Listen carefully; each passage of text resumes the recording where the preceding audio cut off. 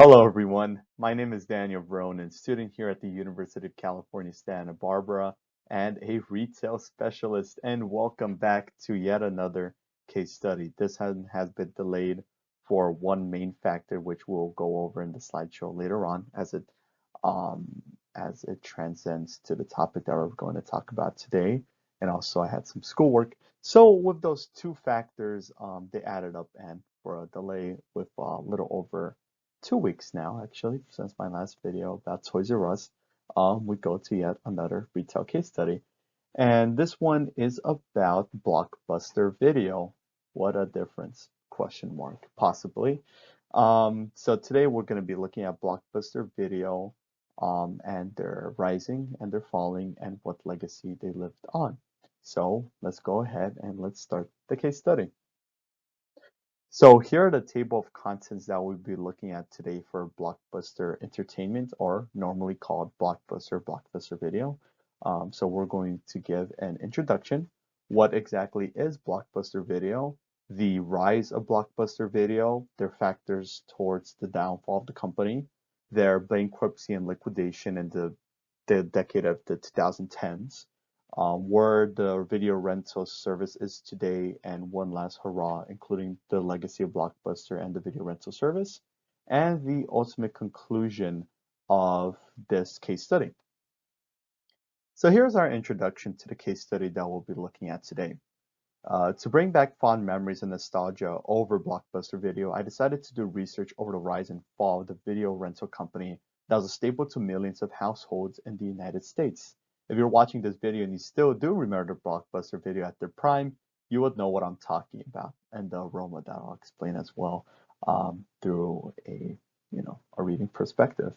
With the same concept of previous case studies, we explore other factors aside from the most publicized ones to go in depth of why the company fell from a perch so high in the sky at one point in time. For example, with Toys R Us, they say, Amazon killed them off, but however, with the private buyout, and other factors, that's what led to their ultimate demise. And with Blockbuster, we'll be seeing one main factor, which is hint, hint, Netflix. They thought that they took them out, but alongside Netflix, there are other ultimate factors that led to the decline of Blockbuster Video. We also explore where the company is today and how the video rental industry is now after the closure of Blockbuster Video. So grab a VHS, some popcorn and candy. It's time to make tonight a Blockbuster night. One of their slogans, of what exactly is a Blockbuster Video. And don't worry, if you're watching this video, you don't know what a Blockbuster is because you're too young. It's fine. I'll explain what a Blockbuster is, aside from Disney Plus or Netflix. That's too modern for my taste. And we'll be going over exactly what a Blockbuster is, so don't worry. What is Blockbuster Video? If you don't know, this is the site for you. So Blockbuster was a chain of video rental stores located across the United States that offered a wide variety of movies and shows that were rentable in thousands of locations in the United States. As movies and shows are digitally available to purchase or rent through services such as Netflix, Hulu, YouTube, and plenty of others not mentioned here, it is hard to believe at one point you had to commute to a brick and mortar location to pick up the latest blockbuster, get it, on the market. Wow, it's insane that there were no cellular devices back then. There were flip phones, and your laptop ran on Windows XP or Windows 95, and you can't stream Squid Game or another TV or the Titanic on your phone. No, you had to get your butt up and you had to commute to your local Blockbuster Video or another video store at the time. It's insane that you had to commute to another place instead of being at the conveniences of your home and just renting it digitally. Sir, there was that. And Blockbuster was the place to go if you wanted to rent a movie for a date or a family get together or other nickel-doodles that you wanted to do for that night or day or just relax time. With the classic layout of movies to rent or buy alongside the array of candies, popcorn, snacks offered when you check out, it is essentially a mini movie theater that you could take on the go to watch in the privacy of your home. One thing that I didn't really include in here is also video games. Video games were rentable on here. You didn't have the Xbox Game Pass, or you didn't have PS Plus, the subscription service where you could download games for free. No, you had to go to a Blockbuster and you had to rent it. You could have possibly bought it, but renting was the best thing. If you lost it or you were over your deadline, you had to pay a fee, which is insane for people to say, no, I don't want to pay. This sucks. But essentially, Blockbuster was a mini movie theater. People walk in, grab their movie, grab some nights, snacks, popcorn, and drinks, and then have fun watching their favorite film, watching the Titanic and seeing Jack die because there was not enough space for him to survive after the Titanic sinks. So that is essentially what a Blockbuster is, VHS tapes that is now not modern anymore. So let's go into the specifics of the rise of Blockbuster Video. David Cook, a software supplier to oil and gas industries throughout Texas, decided to start Blockbuster Video by opening his first location in Dallas, Texas on October 19th, 1985. The oil and gas industry was a failure for him of software supply. So he said, interesting. What's popular? Oh, I see. Movies and renting movies and VHS tapes as well. That's all the hip and geek stuff that's going on then. And the main reason why I'm releasing this video on today, which is October 19th, is because it is Blockbuster's 36th anniversary. Yes, it's their birthday today with only one location. That's so sad. Only one location celebrated. Oh, spoiler alert. But yeah, Blockbuster's 36th anniversary. How many stores they used to have? It's like one. So happy birthday, Blockbuster. This video is for you. Uh, so aside from that, so David Cook started the company in Dallas, Texas, and the store was an instant success due to the large variety of titles that Blockbuster carried. While local video rental stores carried hundreds of titles within their inventory, Blockbuster carried close to 10,000 VHS titles due to his background in the software industry to create a barcode system to track registered customers with VHS checked out during the time. His store was revolutionary. All the video rental systems were just essentially, they're wetting their pants, saying to them, "Oh my God, look at this! David's got that. We got that. Oh, this is terrible." It was a nightmare for David Cook and Blockbuster. We're talking about now. We're on the good side. We're doing great. Um, as more stores opened the following year, alongside a multi-million-dollar distribution center to lead to these openings, three investors, including Waste Management's founder Wayne Huizinga, or there's different pronunciations, but we'll go at that, invested $18.5 million in the company in 1987 due to the large success it is accumulating during the short period of time. So only in 2 years, investors already poured cash assets into the company. It's insane of how instant success it had in that short period of time. Due to this investment, the following year, 1988, Cook left the company and Huizinga assumed control of the company. So Cook said, all right, you know what? They invested in the company. I made it successful. I got enough money. I'm out of here. And so now this is the time for expansion. So with the investment to generate extra cash flow within the company and under Huizinga's leadership, Blockbuster became America's #1 video rental store the following year, with over 400 stores across the country to truly make a difference. So in less than 5 years, Blockbuster Video was already America's #1 video rental store. It's insane. I mean, I keep on saying that, but it's just so much success that they had during that short period of time. And now they're just buying out other small chains in Texas and the United States and just converting them to Blockbuster and then growing more and more and more and more and more stores, just rapidly going up. Blockbuster then became a multi-billion-dollar company in the early 90s and showed no sign of slowing down the vigorous expansion to provide video rentals to millions across the country. However, the difference that they proclaimed to put would not really last long. The factors starting in the mid 1990s onwards would prove brutal towards the company with their leadership and standpoint as the #1 video rental service, as covered in the next slide. So we had all this energetic excitement and just passion for Blockbuster Video. Now we're just going to go into the really core details of what exactly happened. Here we go. factor towards their downfall. The number one factor that I really wanted to emphasize on is similarly to Toys R Us, actually. This is crazy, right? Back to back of buyouts. The Viacom buyout and crushing debt. In 1994, Huizinga decided to sell Blockbuster to Viacom. He's like, I'm filthy rich. I'm out of here, sucker. See you. And he just got out. And Viacom was an American, they still exist, is an American mass media company. And he sold Blockbuster for $8.4 billion, which inflation wise is 16 billion, 59,601,214 with 57 cents in this year. That's a huge buyout. So he sold it for that much money, and Blockbuster went to Viacom. In part of this deal, it was a stock swap offer, meaning Blockbuster would have to invest $1.25 billion in Viacom stock and to pay a premium Viacom stock valued at $46 with 12 cents and a half during the time.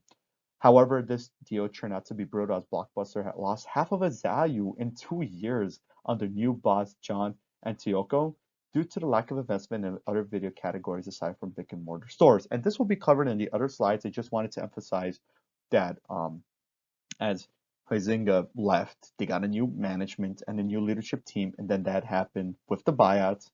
They lost half of their value in 2 years. I mean, come on. And a famous example of this is with Kmart Corporation and other companies as well, as we mentioned, with big Kmart, they lost their value due to that formula. They just lost their value overall once they had leadership changes, such as with Charles Conway in 2000. And there's a lot of more examples of when a company has new leadership or they got bought out. For example, for Toys R Us, they had so much debt that they couldn't handle it, and they said, "Bye-bye, I'm out of here," and that was it.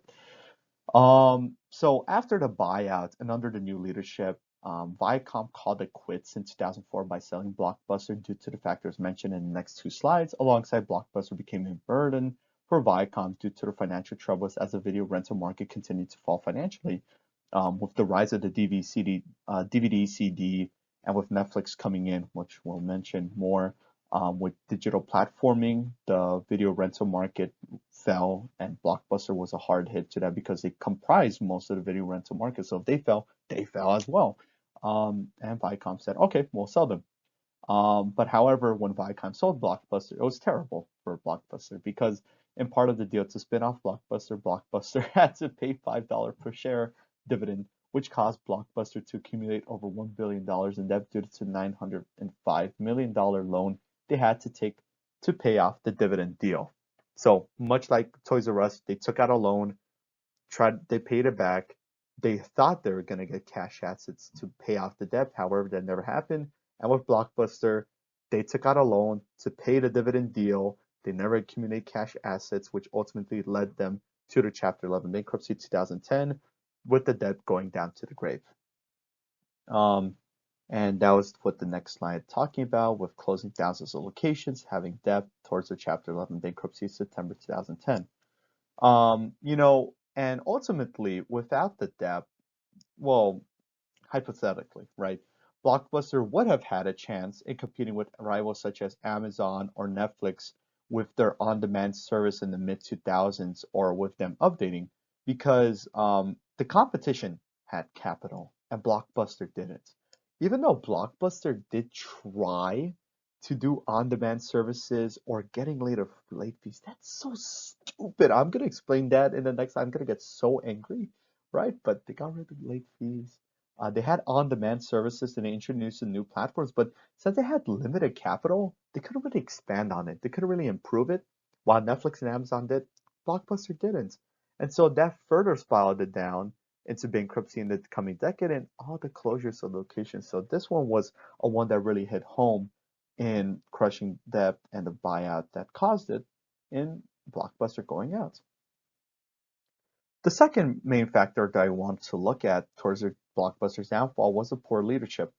During the late 1990s through the mid 2000s, the leadership of Blockbuster Video under John Antioco was a disaster of disagreements and awful decisions from a current standpoint.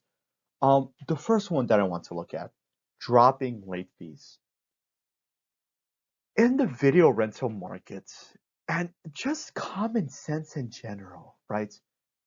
You have a brick and mortar store and you sell snacks, sure. And you rent videos. People don't buy videos, they rent videos. That's why they're in a Blockbuster video. How do you earn money? Late fees. If people are late for their dues or they lost their video, they come back and you take money from them. With rentals, if they get it on time and in good condition, they don't owe you money. So a large chunk, a good chunk of Blockbuster income came from late fees. Why would you get rid of late fees? Why? That made no sense. And so getting rid of late fees is a risky decision. But when you're losing income for consecutive quarters and you're sinking in debt, it's not something you want to consider when you're trying to restructure your company by getting rid of late fees. Sure, it might have appetized some people, but people were just scratching their heads like, I could pay the late fees. I want to support you guys, right? But just this reason alone made Blockbuster deserve to go out of business. I'm being a pessimist right now. They deserve to go down the grave. No, not so much, but just dropping late fees just was a horrible idea. Yeah, no. Um, Going ahead, I just have so much passion for that one reason. I just think it's so stupid. Um, the second reason of poor leadership shown was a slow switch to DVDs and other platforms. While Netflix established the base in DVDs in 1997 when they started, alongside other rental services, Blockbuster had a slow switch from VHS tapes to DVDs and other platforms then, such as video games. Well, keeping up with video games and so forth. By the mid 2000s, while they barely established an online DVD platform, as mentioned with the on-demand service, Netflix has already made the presence in the market and was already outpacing Blockbuster by what, of course, during that time period. And the third factor, which is most popularized, and I could give a counter argument towards it, but this reason is just so goddamn popular and just makes no sense that I have to include it. The Netflix Turndown. So, as a very popular story amongst the retail community and just in general, with people have some common knowledge about Netflix and Blockbuster and their deal together and the whole shebang, Blockbuster had the opportunity to purchase Netflix for a mere $50 million. As to compare it as how much they're worth now, they're worth billions of dollars. It's just $50 million back then. And the reason why Netflix wanted to sell themselves was because they were mainly an online service, and the dot-com era was barely booming with Amazon and Netflix barely at the bottom. And because of events such as 9/11 occurring and the internet now being so formatted in the United States at the time with people and users, they were so accustomed going to stores or just having physical things. They weren't even accustomed to credit cards and debit cards back then. So money and everything else. Um, Netflix wasn't doing too hot, and they wanted to sell themselves to Netflix and say, "Hey guys want to buy us out?" And Antioco, the great CEO at the time, just laughed at that. They're like, "Netflix, we want to buy you. You guys could go to hell. You guys don't deserve us. We're good. We're hot. You're not. Yeah, go ahead. You're gonna be my rug. Get out of here." Um, Antioco just laughed at the deal and wondered why Blockbuster would ever purchase Netflix during the time. Like, no, get out of here. You guys are crap. Um, and so this deal, right, alongside other deals, and this is where it gets great. This is another one I'm so passionate about. Um, it's just Blockbuster wanted to buy Circuit City. And if you guys know what Circuit City is, I'll definitely make a video on that because Circuit City was a core memory of mine as well, going back during the day. Circuit City was a failing electronics store, and when they wanted to buy them, they're already closing operations. And the Blockbuster said, "Oh, they're closing? Let's review the books. Why would they be closing? They have buy financial standpoints. Why would you want to buy them out?" So they said no, and I said, all right, cool. Why would you say no if you want to consider it? They wanted to buy Hollywood Video, which at the time might have been, it was a hostile takeover too. That was insane, but it never happened. Um, it really purged the company alongside the two factors to Blockbuster's ultimate demise of poor leadership deals, disagreements, and just overall factors they implemented in there as well. So That was this is the most entertaining slide probably. That really adds to the video. So, yeah, joyful right now. So aside from poor leadership in the Viacom buyout, the third and final reason was the rise of Netflix, Amazon, and on-demand services, which is the most popular ride as well. And what actually let Blockbuster down? So as the most popular reason, mainstream companies such as Netflix rose to the attention of many to provide people across the United States with ease to stream their favorite shows slash movies in the palm of their hand with a remote control or their laptop or computer or on their phone. Instead of traveling to a brick and mortar store for the show slash movie, which may be out of stock, you never know. Maybe Jackie across the streets, you wanted to go out on a date with Jackie and you wanted to watch the Titanic together. Go to your Blockbuster video, it's not there. Crap! I can't go on my date with Jackie. This sucks so much. I'm sorry. Then you go to another Blockbuster video, Titanic isn't there. But, with Netflix and the on-demand services, you're like, oh, you want to go on a date? Oh, you want Titanic too? Oh my God, this is insane. Here you go. So that was the on-demand service for you. As Netflix started in 1997, its idea was the DVD rental system based online, the dot-com era. While it failed during the first few years, it wanted companies such as Amazon and Blockbuster to buy them, the one that we mentioned last time, and Amazon too. But that deal ultimately didn't happen. It soon turned to a profit in the mid 2000s and never looked back since. While Blockbuster did try to meet Netflix's match by launching a DVD their service themselves, and drew attention away from Netflix for a short time period, they ultimately failed because they didn't have enough capital to advertise the program with their debt and internal disagreements, as we mentioned in the previous two slides. So they all intertwine to create one hot mess towards the downfall. As a result of Netflix's advancements in the dot-com era, offering alongside Amazon that picked up the pace of streaming services in 2006, Amazon Video launched in 2006. The competition grew too tough and further launched Blockbuster down the drain. So those were the three main factors: the rise of on-demand services, Viacom buyout, and ultimately the decisions that Blockbuster made that really ultimately led them down the drain.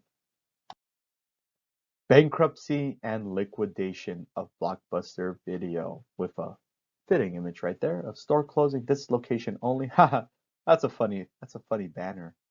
This location only. No, thousands of others, like thousands. Yeah. Bankruptcy and liquidation. So, as a result of the overwhelming debt and a continued loss of income, Blockbuster ultimately filed for bankruptcy on September 23rd, 2010. After the bankruptcy, everything went downhill at a steep pace under the new owner of Dish Network, who bought out Blockbuster in April 2011. Yeah, Dish bought out Blockbuster. Who would have known they would have been the new owners? And if you go on their website, you see Dish owns them, but they kind of don't utilize them. It's kind of an asset if it is. I don't even know what's going on there. I kind of researched. I'm like, okay. But it's not really talked about as much. But I guess they're the new owners.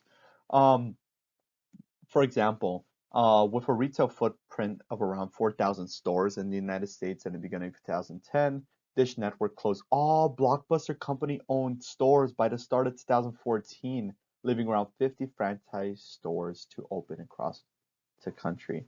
So they closed all company-owned stores, announced in late 2013, liquidated until 2014, and then 50 franchise stores, the popular ones in Alaska, in Texas, and the one in Bend, Oregon. Those are the ones that were left open. And of course, those ones closed as well. As when I wrote the slide yesterday, when I updated it, there's only one franchise Blockbuster location open in the United States, which is one in Bend, Oregon. And actually, entirely, this is the last one in the world because I just mentioned Blockbuster United States. Blockbuster was in other countries as well, such as Australia and Great Britain, in Portugal, and a lot of other countries as well. And their Blockbuster in Australia actually was one of the last ones because the ones in Alaska closed, and then the ones on Australia and Bend, Oregon were the last ones. Once Australia closed, Bend, Oregon is the last one in the world, not even the country. This is a significant accomplishment for this franchise store and ultimately of how the bankruptcy and liquidation, how fast it went throughout the years as well. So bye bye Blockbuster and greetings to our last location and the continued patronage they give. And now, after the bankruptcy and liquidation, which were followed by the reasons of downfall, then the rise and the introduction, we ultimately lead to this slide. What are video rental services today, and one last hurrah of their legacy? So in the current age, video rental is non-existent anymore, practically. While there are some video rental stores which are locally owned scattered across the country, the sheer mass we experienced 10, 15 to 20 years ago, even 10 years ago, is just a really tiny, very insignificant fraction now. Everything you could rent movies off of YouTube, you could buy movies, and the same thing with Amazon Video and with Netflix and so much more. And Hulu, Disney Plus, it's ESPN, there's just so many streaming services that video rental stores, if they still exist, I know Family Video, which is a chain in the Midwest, closed last year, I believe. Um, if there still are, good job. You lasted so long with a local community, primarily in a small town, or maybe in a large town where it's still hip and cool. But congrats, good job, you guys. It's just, yeah, video rental is non-existent anymore. Yeah, no, not even with DVD because VHS tapes are old. They're nostalgic. CDs and DVDs are old. Like only with video games it might be used, but nobody really uses a DVD player anymore. All they use is streaming services. But DVD CDs are still around. They just weren't as used as much as previously.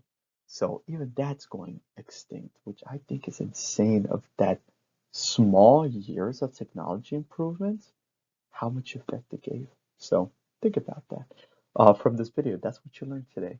So yeah, video rental services are now accessible through electronic devices, where millions of people around the world could access their favorite show or movie on the go or in the comfort of their homes instead of carrying around one of those little small DVD players or your laptop with a CD player. Um, that as a nostalgic feel, people who have experienced the age of video rental services have shown love and support for their local or not brick and mortar stores that still exist in serving the community of renting their favorite show slash film. An example would be the Bend, Oregon Blockbuster, who have received lots of love and support from around the world for continuing to stay open as the last Blockbuster in the world. And the reason why I say local or not is because people across the country, across the world, visit this Blockbuster to be mesmerized of the location and how great of a company it used to be 36 years ago and see one location open back where they were in Dallas, Texas, now in Bend, Oregon. So this does fascinate me in general, of how it is now. And yeah, that's where we are now. And one last hurrah of the Bend, Oregon store. Conclusion.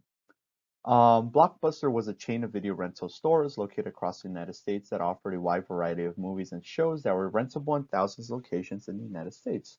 Under concrete factors and understanding of what exactly took place behind the scenes that led to the demise of Blockbuster, we see the quote-unquote Blockbuster why Blockbuster video fell from such a high porch all the way to the ground down to one store. What once was a major company presence in many American households is now a memory and empty feeling for those that experience the feeling of renting a movie and having a strong popcorn smell in the air. Or those little crunch candies. Those are so good. Those are good. They still exist. Don't worry. Blockbuster didn't get rid of it. They still exist. Just buy more from there. So awesome. However, this experience still lives on in one location in Bend, Oregon. For this video, special shout out to the people in Bend, Oregon, the Bend Blockbuster, for continuing to stay open to serve the community and keeping the Blockbuster slash video rental fan base alive. You guys rock and you guys deserve all the praise you can.